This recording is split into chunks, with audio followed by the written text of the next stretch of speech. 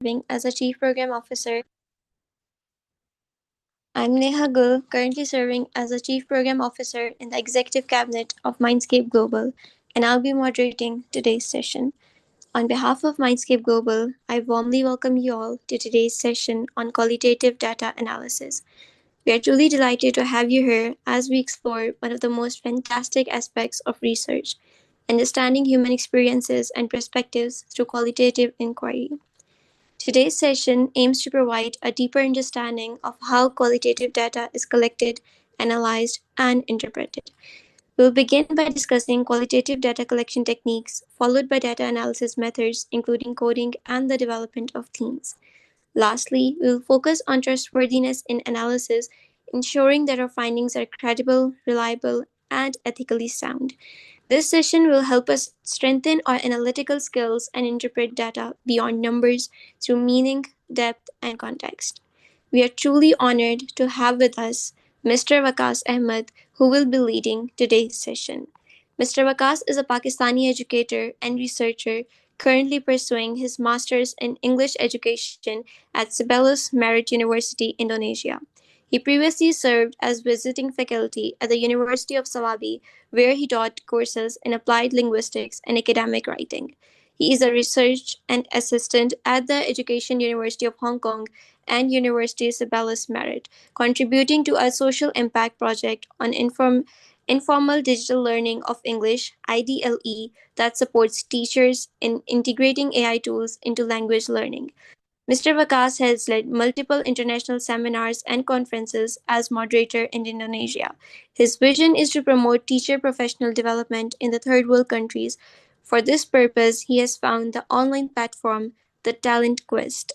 His research and teaching interests include research methods, AI in education, multimodal literacies, and digital pedagogy. Without further delay, I would now hand over this session to Mr. Waqas Ahmed to officially begin. Over to you, sir. Thank you so much. Am I audible? You are audible.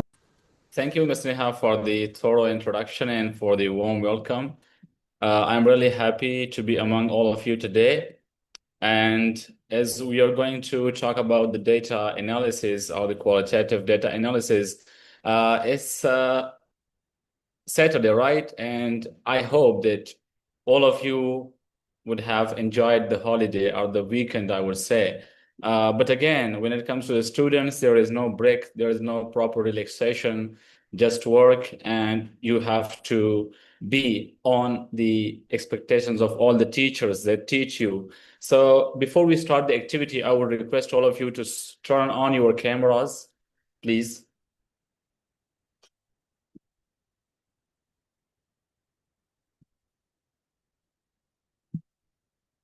I'm waiting to see you all, so please turn on your cameras if it is possible at your situation. So before going to the lecture, I request all of you to just open both of your hands like this, stretch it to the front position. Yeah, exactly. Yeah, like this. Yeah, come on, please do it. Okay, so if your hands are in this position, put the right hand and place it on your shoulder. And the left hand again on your right shoulder. And just feel it. Hug yourself because you are tired and now you are going to listen to another dry lecture or talk. And of course, you are not just someone who will deal with the research, but I assure you that the data that you are going to collect in the field, the data that you are going to analyze in the qualitative analysis, that is the data, of course, but you are also a data. You have stories, you have emotions, you have feelings, right? So just give the respect and also the warmth that you want to give to the data in the field. Okay, so I have dropped a link in the chat box in the Zoom.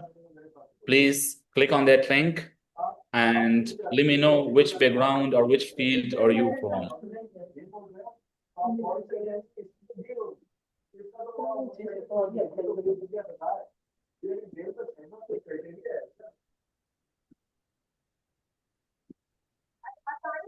Please send the link.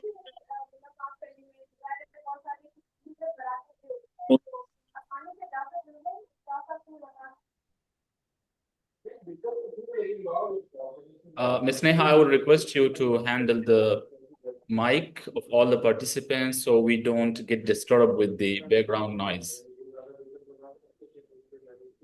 Okay.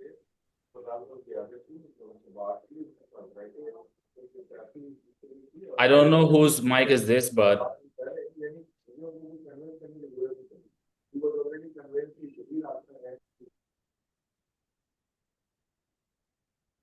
I have dropped the link in the chat box. Please click on the link and there just write your degree level, your field, and your semester. So I could tailor my talk to maximum participants.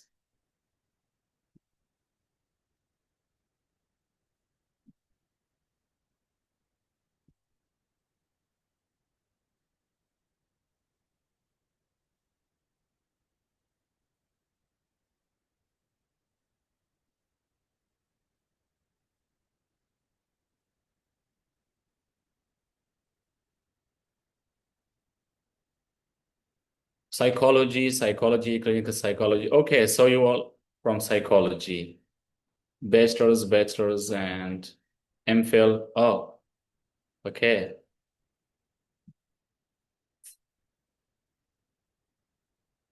Okay, A-level, psychology, MPhil again, MPhil, okay. Okay.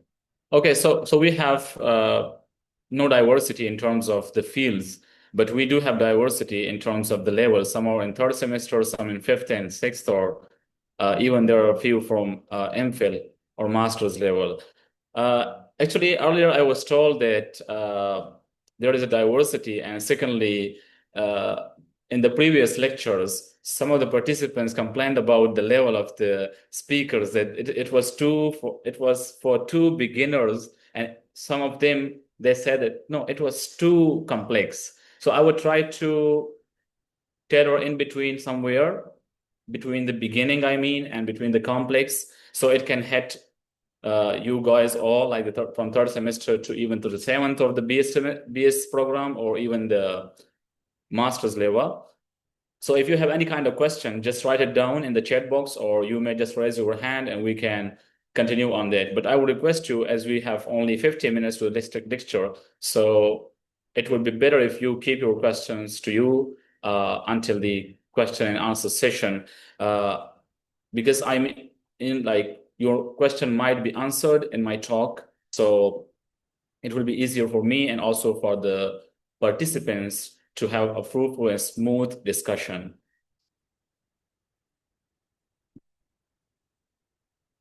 So as we talk about the qualitative data analysis, I am sure that you all know about the qualitative data, or what is qualitative research, because you are taking this course and you would have taken a lot of sessions on the research methods. So I was,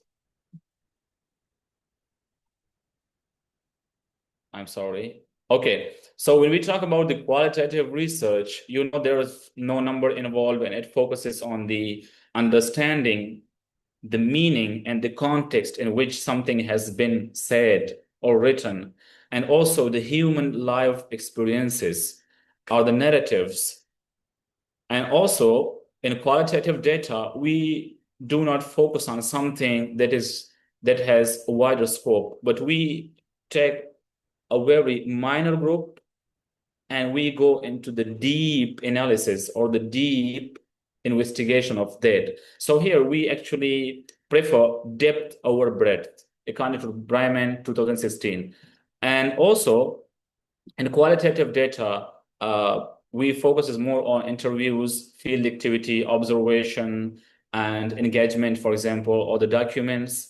but we don't have any numerical data as we have in the questionnaires or the surveys. Like we try to find the answers to the questions that start with why and how. Why is this phenomena like this? How can we get rid of this thing, for example? And also, the researcher, like you, when you go to the field, you are also the part of the research. You are a key element of the research during the collection, during the interpretation, during the formulation of the data or the theoretical framework that you will present at the end of the data. So here are some key features, and I will just utter a little bit about it because you already know about it. So the qualitative research does not have any kind of rigid stage, but rather it focuses on the natural setting. We do not have to make something really complex, but rather we need to observe something that is natural in its natural setting as it is.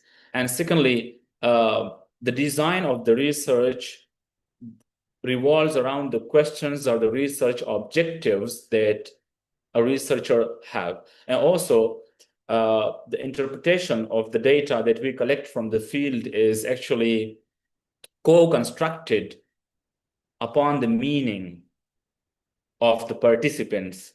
And the last one, which is not the exact last, but I would say we have multiple dimensions, or you can call multiple angles or aspects. We do not go to the 5 or 6 or 10 Likert scale that we have to do this thing or that. I'm sorry, I don't know what is happening with the Zoom, but it is actually recognizing the gestures with the AI.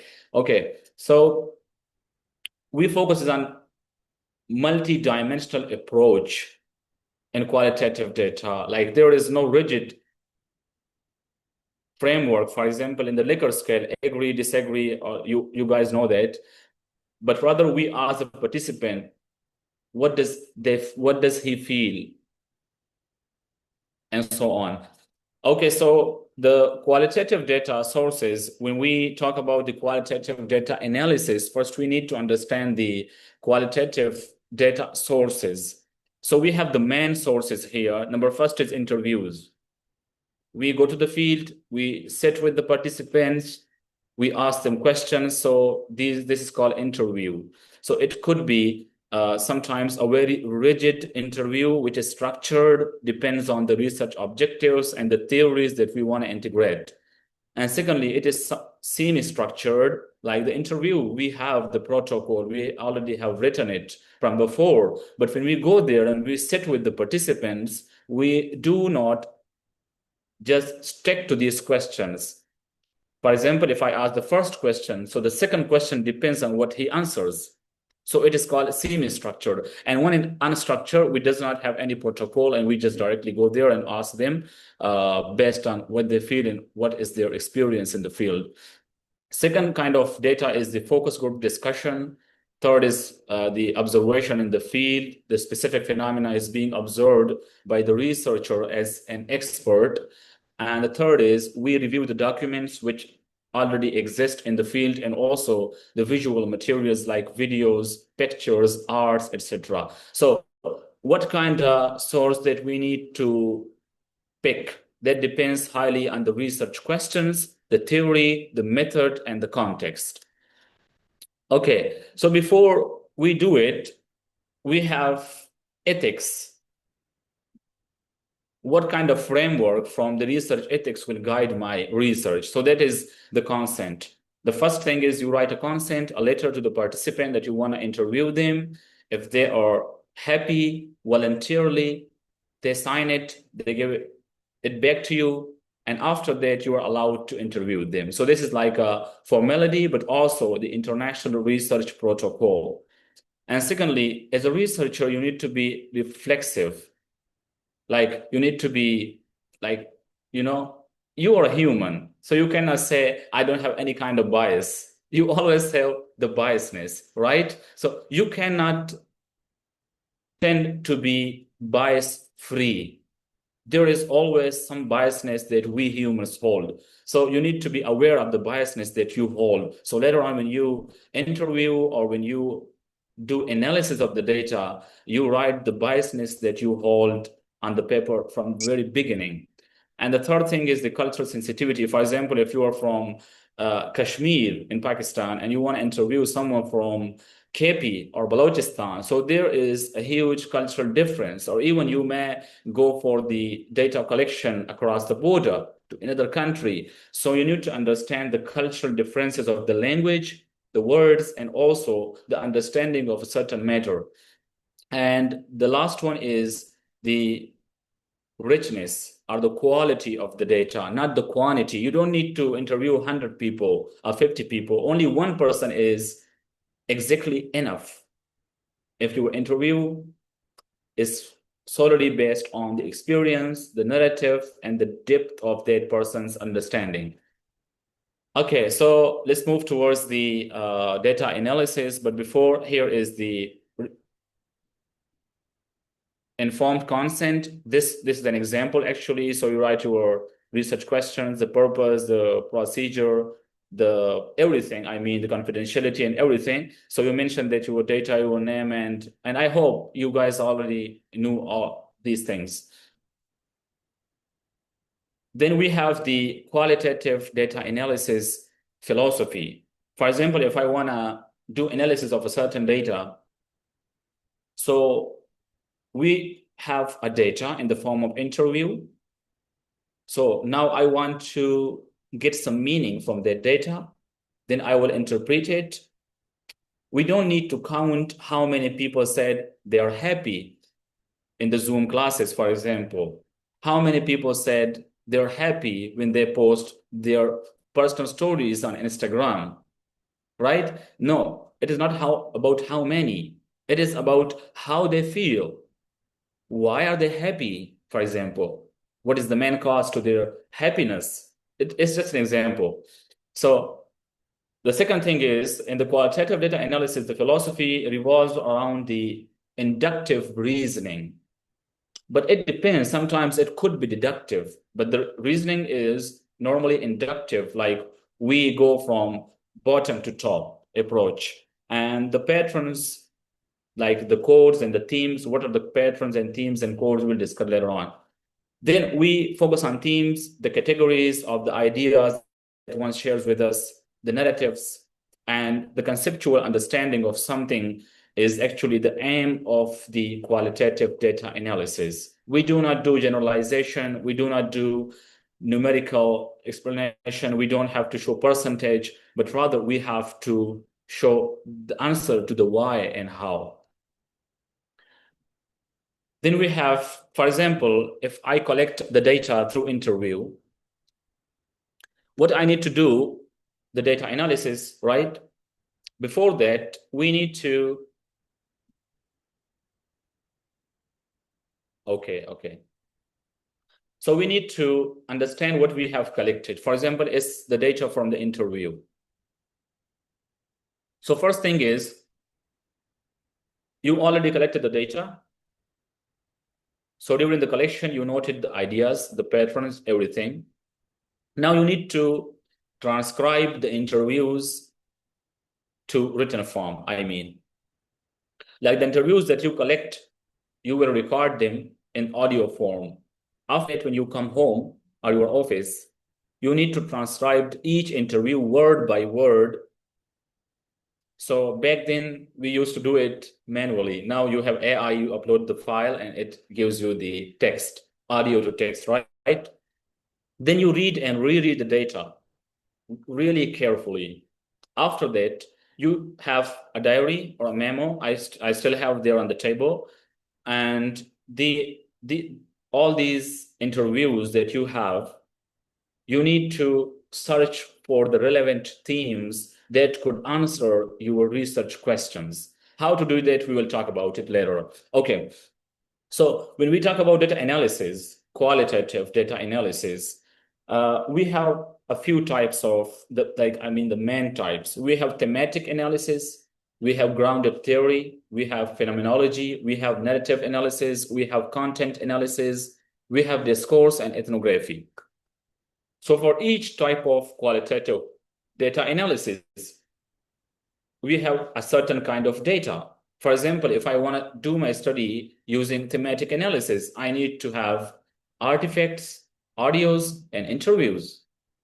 Okay. After that, for example, if I want to do research on grounded theory, like I want to propose a theory or build a theory and come up with a new theory in the field, I need to go to the field, sit with the participants, observe them, and it is a really lengthy process.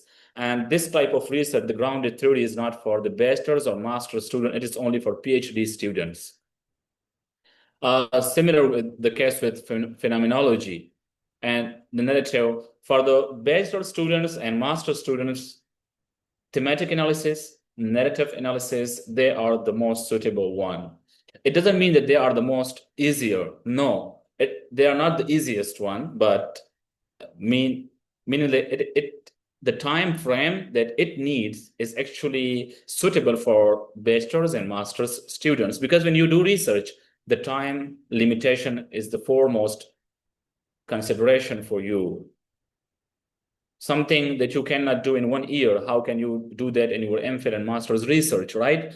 So we will take example of thematic analysis or the narrative, for example, and we will discuss one thoroughly. And keep in mind, like, understanding qualitative data analysis is not the matter of just one lecture or one talk.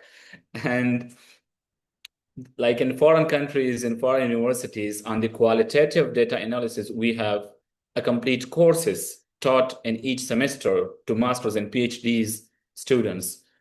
So on art, I mean, like that you see on the screen, thematic, rounded, and each and every one, I have a prepared lecture. We can do one lecture on each analysis. So here we will just talk a little about, because according to the level of our understanding, the bachelor's students. Okay, so first we got interviews, right? Now we need to do the analysis of the interviews. We transcribe them into the text form we are reading now. So now we need to do coding. So what is coding? Code means to label something, like one kind of coding you do in computer science and your laptop, but that is different. And the coding in qualitative analysis is different from that one. Here, the coding means labeling a certain sentence. For example, you ask someone that what do you feel when you are having a lot of online classes, because you are now studying. Miss Neha, is this Zoom without premium feature? Yes, it Sorry? yes, it is without the premium feature. Once the meeting ends, we will have to join to the same link. Okay, I'm sorry, I didn't know that. Otherwise, I have my official account with the premium features. Okay. Anyways, let's go on, because the brick is, once the flow is broken, so it's really difficult to engage all the participants again. Anyways, okay. So you label a certain sentence. For example, a participant answered you that my eyes itch after the Zoom classes. So this is a sentence. Okay, you label it as digital fatigue. What is digital fatigue? It is actually when you get tired of the use of the screen, right? So this is called labeling. The coding is actually labeling a segment of data. What is segment of data? Segment means like if it is interview, it means the sentence that you have heard from the participants, or anything that they have given to in written form or any other mean. So we have certain types of coding: open coding, axial coding, selective coding. It depends on what kind of data, and sometimes we need all of the codings in one research. We will talk in the next slide. Okay, so for example, you wanna now code the data. So how to do it? The first step is, according to different researchers, as I'm showing the references as well, the first thing is familiarization. Are you familiar with the data you have collected? Have you read the interviews? Were you listening carefully to the participants when you were interviewing them? ask yourself all these questions. If you really respect the research and you really want the impact of your research to go broad. So how to familiarize yourself with the data? The first thing is you need to highlight the interesting quotes. And what is the definition of being interesting? So the quotes that actually resonate with the research questions or the research objectives should be interesting for you, right? Or the theory that you are using. And also the emotions or the contradiction. Like you are interviewing a participant and you are recording them, but you should be a keen observer. You should observe the body gesture, the voice, the tone, the intonation, I mean. And also, if they get emotional at a certain point. So because all these are the part of the research, and it's not that I am talking about feelings and emotions and body language. It is not about the field that you are studying. I mean, the psychology. In psychology, all these things really matter, but in other fields I'm talking about, all these things really matter in other fields as well. It is not just about the studying of human mind, you need. And then we have, okay, so there is a catch, like being Pakistani, I'm really sorry to say this, but we are not good readers. And we often don't know what we are doing, even the research that we are working in. So, for example, you are coding something, but you have not read that carefully for multiple times. You can never code that data. And if you code it, it will not be of a good impact, I mean. So before you code, it is necessary to read it multiple times. And secondly, the second step, I mean, decide your coding approach. What kind of approach will you follow? Inductive? Inductive approach is that approach in which you are more stick to the data that you have collected. And you go from the bottom to up approach like this. In the deductive data, what you do in this approach, you are not stick to the data you have collected, but you are stick to the theory that you are using in your research. Like when you want to code something, you want to find some interesting quotes from the data. What you do, you look for those quotations or those sentences or those data segments that are really related to the theory that you are using. Like your theory is actually your approach through which you use to see to the data. And inductive, on the other hand, I mean, it is not like that. You are not using a theory as an approach, but rather you openly study the whole data. Anything that is interesting and can answer the questions or the objectives, you take them. In deductive, you don't do that. It is not open to all the data.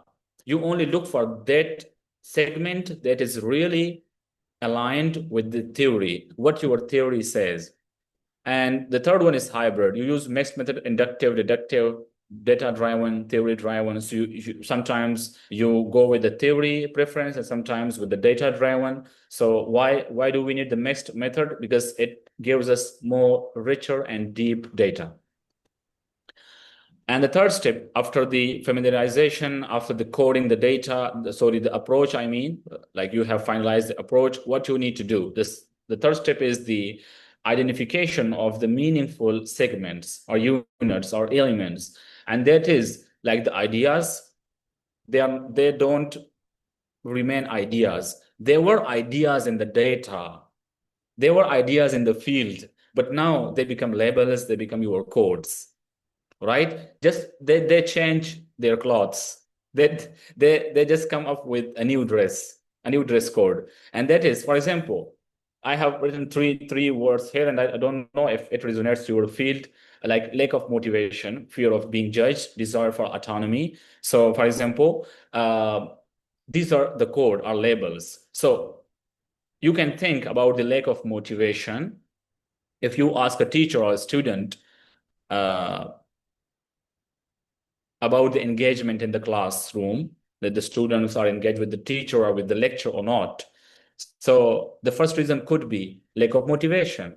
So how do you know that there is a lack of motivation? You may find relevant quotations, but again, you don't need to have this theme from the very beginning. No, the lack of motivation word or the fear of being judged. Like, for example, a student does not speak English in the classroom, right? So he said to you, I don't speak English in the classroom because people laughs at me.